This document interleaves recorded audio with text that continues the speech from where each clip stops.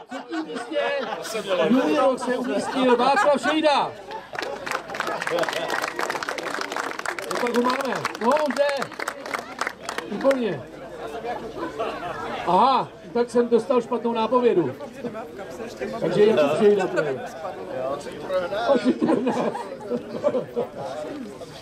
Druhé místo, my jsme Václav, no to je jedno. No, to se stane, no. No, to je v pohodě, trošku jo. Druhé místo v této juniorské pozici získal Matyáš Nachtigal.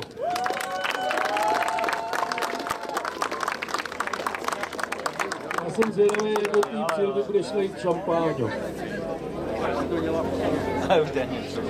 No a na prvním místě mezi juniory se umístil Petr Flosman. Mladší samozřejmě. Jakub, pardon, Jakub Flosman. Já už jsem celý zmatený, protože mi vyslal v krku. Gratulace, kluci. To je taková velká naděje do příštích let.